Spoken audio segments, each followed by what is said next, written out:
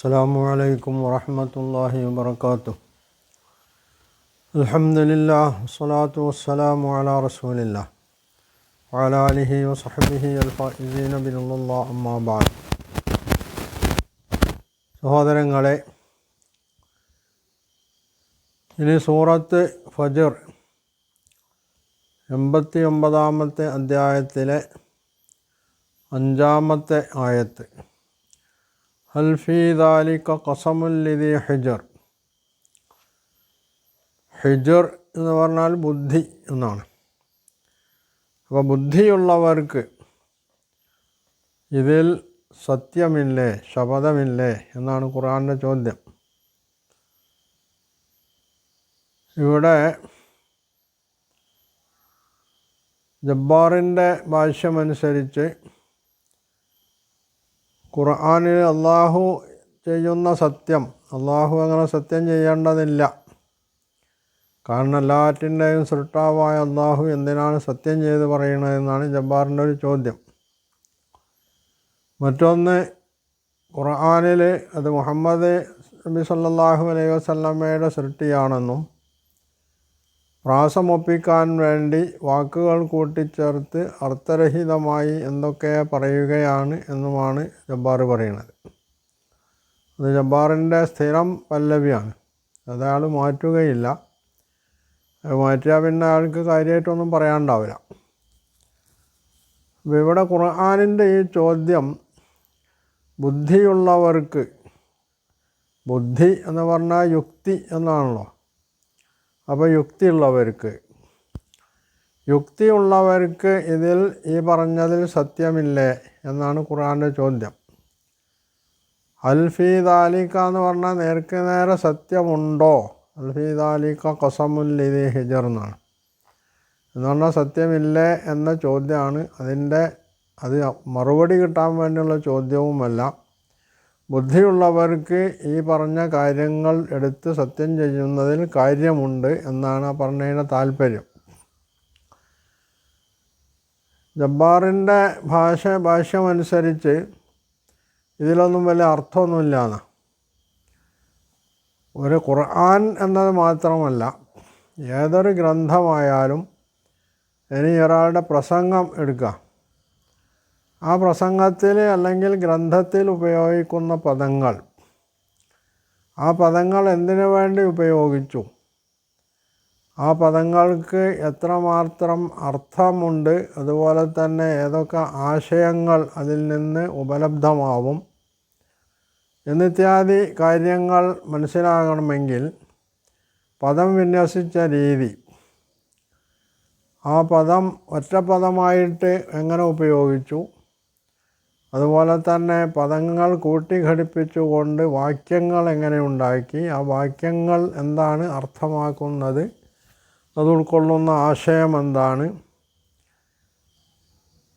അതിൻ്റെ ആശയ വൈപുല്യം, വാക്കുകൾ നാനാർത്ഥ പ്രധാനമാണോ, ആശയങ്ങൾ വൈവിധ്യം ഉള്ളതാണോ, വിവിധ വീക്ഷണങ്ങൾക്ക് സാധ്യതയുള്ളതാണോ, ഇതൊക്കെ ഒരു പുസ്തകത്തിൻ്റെ, ഖുർആൻ എന്നത് അള്ളാഹുവിൻ്റെ ഗ്രന്ഥമുള്ളത് മാറ്റിവെച്ചാൽ പോലും ഒരു പുസ്തകത്തിൽ ചിന്തിക്കാവുന്ന കാര്യങ്ങളാണിതൊക്കെ. ഇത് ചിന്തിക്കണമെങ്കിൽ സഹൃദയത്വം എന്ന് പറയുന്ന ഒരു സംഗതി ഉണ്ട്.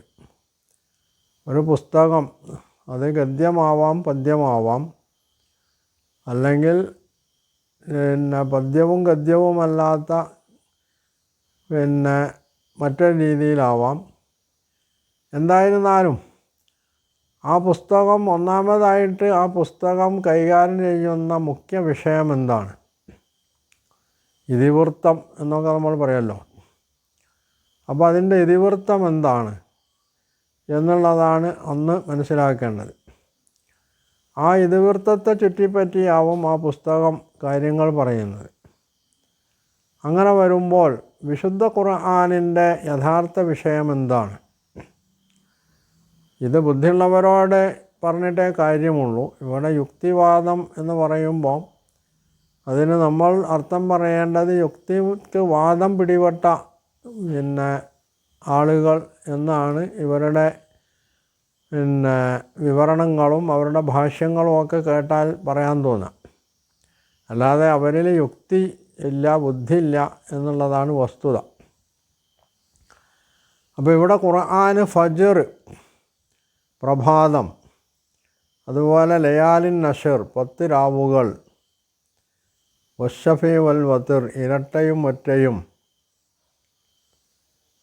വല്ലൈലി ഇദാ യസ്ർ രാത്രി അത് സഞ്ചരിക്കുമ്പോൾ ആ രാത്രിയെ കൊണ്ട് സത്യം, ഇങ്ങനെ ഉള്ള സംഗതികളൊക്കെ എടുത്തിട്ടാണ് സത്യം ചെയ്യണത്. അപ്പോൾ ഇത് മനുഷ്യ ജീവിതത്തെ സ്വാധീനിക്കുന്ന ചില ഘടകങ്ങളാണ് ഈ പറഞ്ഞിട്ടുള്ളതൊക്കെയും.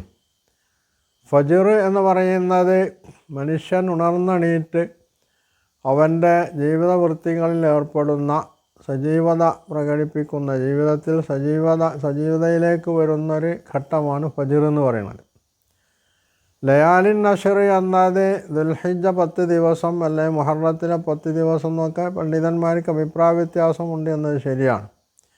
ഈ അഭിപ്രായ വ്യത്യാസം പോലും യഥാർത്ഥത്തിൽ ആ വാക്കുകളുടെ അർത്ഥവൈപുല്യത്തെ, ആശയവൈപുല്യത്തെയാണ് കുറിക്കുന്നത്. അത് ഒരു വാക്യത്തിന് വിശദീകരണം നൽകുമ്പോൾ അതിൽ ശരിയും തെറ്റുമൊക്കെ ഉണ്ടാവാം. കാരണം മനുഷ്യരാണ് വിശദീകരിക്കുന്നത്, വ്യാഖ്യാനിക്കുന്നത്. അതിൽ ഏത് വ്യാഖ്യാനമാണ്, വിശദീകരണമാണ് യാഥാർത്ഥ്യത്തോട് കൂടുതൽ ഒത്തുവരുന്നത് എന്ന് പരിശോധിച്ച് അത് അംഗീകരിക്കുക എന്നതേ സാധാരണഗതിയിൽ മനുഷ്യന് സാധ്യമാവുള്ളൂ. അഭിപ്രായങ്ങൾ പലതുണ്ടാവാം. അതുപോലെ തന്നെ മനുഷ്യ ജീവിതത്തിൽ സ്വാധീനിക്കുന്ന അല്ലെങ്കിൽ അവൻ നിരന്തരമായി കൈകാര്യം ചെയ്യുന്ന ഒന്നാണ് സംഖ്യ എന്ന് പറയുന്നത്. സംഖ്യയിൽ ഒറ്റയും ഇരട്ടയുമുണ്ട്. അതുതന്നെയും ഈ പ്രപഞ്ചത്തിലുള്ള ഏത് വസ്തു എടുത്തു നോക്കിയാലും അതൊക്കെയും തന്നെ വിശുദ്ധ ഖുർആൻ തന്നെ പറഞ്ഞതുപോലെ ഇണകളായിട്ടാണ് സൃഷ്ടിക്കപ്പെട്ടിട്ടുള്ളത്. ഇണ എന്ന് പറയുമ്പോൾ മനുഷ്യന് സ്ത്രീയും പുരുഷനും എന്ന് പറയുന്നത് പോലെ, അല്ലെങ്കിൽ ജീവജാലങ്ങളിൽ സ്ത്രീയും പുരുഷനുള്ളതുപോലുള്ള ഇരട്ടകൾ എന്നാവണമെന്നില്ല. ഒന്നിൻ്റെ നേർ വിപരീതമായിട്ടുള്ള, എന്നാൽ അത് രണ്ടും കൂടുമ്പോൾ മാത്രമാണ് ആ സംഗതിക്ക് പൂർണ്ണത വരുന്നത് എന്ന അർത്ഥത്തിലുള്ള ഇരട്ടകൾ എന്നതാവാം. ഒറ്റ എന്ന് പറയുന്നതോ, ഒറ്റ എന്ന് പറയുന്നത് യഥാർത്ഥത്തിൽ അള്ളാഹുവിൻ്റെ ഏകത്വത്തെ സൂചിപ്പിക്കുന്നു ആ പദം എന്നുള്ളതാണ്. അള്ളാഹു ഏകനാണ്, അള്ളാഹു സൃഷ്ടിച്ച വസ്തുക്കളൊക്കെയും ഇണകളാണ് എന്നത് വിശുദ്ധ ഖുർആൻ അടിവരയിട്ട് പറയുന്നൊരു സംഗതിയാണ്. അതുപോലെ തന്നെ വല്ലൈലി ഇദാ യസ്ർ രാത്രി നീങ്ങിക്കൊണ്ടിരിക്കുക. രാത്രി പറഞ്ഞാൽ അത് സൂര്യൻ അസ്തമിച്ചു. സൂര്യൻ അസ്തമിക്കുക എന്നത് യഥാർത്ഥത്തിലുണ്ടോയെന്ന് ചോദിച്ചാൽ അതും ആപേക്ഷികമാണ് എന്നതാണ് വസ്തുത. സൂര്യൻ സഞ്ചരിച്ചു കൊണ്ടിരിക്കുന്നു. ഈ പ്രപഞ്ചം മൊത്തത്തിൽ തന്നെ അണ്ഡാകൃതിയിലായതുകൊണ്ട് അതിലെ ഗോളങ്ങളും അതുപോലെ അണ്ഡാകൃതിയിലുള്ളതാണ്. അപ്പോൾ അണ്ഡാകൃതിയിലുള്ള ഒരു സാധനം അത് പ്രകാശം പരത്തുന്ന ഒന്ന് ആവുമ്പോൾ അതിൻ്റെ നേർ എതിർ ദിശയിൽ വരുന്ന ഒരു സാധനം, അതിൻ്റെ ഒരു ഭാഗത്ത് പ്രകാശം ഉണ്ടാകുന്നു, മറുഭാഗത്ത് പ്രകാശം നഷ്ടപ്പെടുന്നു. ഇതാണ് സംഭവിക്കുക. അതിൻ്റെ ചലനം നിലക്കുന്നില്ല, അതിങ്ങനെ സഞ്ചരിച്ചു കൊണ്ടിരിക്കുകയാണ്, എല്ലാം സഞ്ചരിക്കുകയാണ്. അപ്പോൾ ഭൂമിയിൽ രാത്രി പകൽ എന്ന് പറയുന്നത് പോലും ആപേക്ഷികമാണ്. അതുപോലെ സൂര്യൻ്റെ പടിഞ്ഞാറ് അസ്തമിക്കുക, കിഴക്ക് ഉദിക്കുക എന്ന് പറയുന്നത് പോലും ആപേക്ഷികമാണ്. അപ്പം ഇത് ഈ രാത്രി എന്ന് പറയുന്നത് മനുഷ്യ ജീവിതത്തിൽ വളരെ പ്രാധാന്യമുള്ളൊരു സംഗതിയാണ്. രാത്രിയുടെ പ്രാധാന്യത്തെ സംബന്ധിച്ചും പകലിൻ്റെ പ്രാധാന്യത്തെ സംബന്ധിച്ചുമൊക്കെ വിശുദ്ധ ഖുർആൻ അടിക്കടി പറഞ്ഞുകൊണ്ടിരിക്കുന്നുണ്ട്. അപ്പോൾ എന്തിനാണ് വിശുദ്ധ ഖുർആന് അല്ലെങ്കിൽ അള്ളാഹു ഇതൊക്കെ എടുത്ത് സത്യം പറയുകയും എന്നിട്ട് സത്യം ചെയ്തുകൊണ്ട് തുടർന്ന് ചില സംഗതികൾ പറയുകയും ചെയ്യുന്നത് എന്ന് ഉള്ള കാര്യം അന്വേഷിച്ചാൽ ബോധ്യമാവുന്നൊരു സംഗതി, മനുഷ്യനെ അവൻ്റെ നിലവാരത്തിൽ നിന്നുകൊണ്ട് വേണം മനുഷ്യനോട് സംവദിക്കാനും അവനോട് കാര്യങ്ങൾ പറയാനും. മനുഷ്യനാണ് ഖുർആനിൻ്റെ ഇതിവൃത്തം അല്ലെങ്കിൽ അടിസ്ഥാന വിഷയം എന്നിരിക്കെ മനുഷ്യൻ്റെ ബുദ്ധിയെ, അവൻ്റെ ചിന്തയെ തട്ടി ഉണർത്തുകയും അവനെ ചില യാഥാർത്ഥ്യങ്ങളിലേക്ക് കൈപിടിച്ച് കൊണ്ടുവരികയുമാണ് ഖുർആൻ ചെയ്യുന്നത്. അതിനുവേണ്ടിയാണ് അവന് ബോധ്യപ്പെടുന്ന വിധത്തിൽ ചില സംഗതികൾ എടുത്ത് സത്യം ചെയ്തുകൊണ്ട് ഇതൊക്കെ നിൻ്റെ ജീവിതത്തിൽ നീ അനുഭവിക്കുന്നതും നിനക്ക് നേർക്ക് നേരെ കാണാൻ കഴിയുന്നതുമായ സംഗതികളാണെന്നിരിക്കെ ഇതിൻ്റെയൊക്കെ വിധാതാവ്, ഇതിൻ്റെയൊക്കെ നിർമ്മാതാവ്, അതിൻ്റെയൊക്കെ സംവിധായകൻ അള്ളാഹുവാണ് എന്ന് നീ തന്നെ സമ്മതിക്കുന്നു എന്നിരിക്കെ ആ അള്ളാഹു നിന്നോട് പറയുന്ന വളരെ മൗലികമായിട്ടുള്ള സംഗതി അതെന്തുകൊണ്ട് നിനക്ക് അംഗീകരിക്കാൻ കഴിയുന്നില്ല എന്നൊരു ചോദ്യമാണ് ഇവിടെ ഒന്നാമതായിട്ട് ഖുർആൻ മനുഷ്യൻ്റെ മുമ്പിൽ എടുത്തു നയിക്കുന്നത്. നീ നിഷേധത്തിലൂടെ മുമ്പോട്ട് പോകുമ്പോൾ അത് നിൻ്റെ ജീവിതത്തെയാണ് തകർക്കുന്നതെന്നും നീ ഇത് അംഗീകരിക്കുകയാണെങ്കിൽ അത് നിൻ്റെ സുഗമമായ ജീവിതത്തിൻ്റെ മാർഗരേഖയായിട്ട് അതിനുള്ള വഴിയായിട്ട് മാറും എന്നുള്ള കാര്യമാണ് ഇവിടെ വിശുദ്ധ ഖുർആൻ മനുഷ്യനോട് പറയുന്നത്. എന്നിട്ട് ഇത് സത്യം ചെയ്ത് പറഞ്ഞുകൊണ്ട് അവനെ മറ്റ് ചില സംഗതികൾ ബോധ്യപ്പെടുത്തുകയാണ്. അവൻ ജീവിതത്തിൽ ഉൾക്കൊള്ളേണ്ടുന്ന ചില സംഗതികൾ. ഇതിനെ ആണ് ജബ്ബാറിനെ പോലുള്ള യുക്തിവാദികൾ തത്വദീക്ഷയില്ലാതെ എതിർക്കുകയും നിരാകരിക്കുകയും അവഹേളിച്ച് തള്ളുകയും ചെയ്യുന്നത് എന്നുള്ളതാണ്.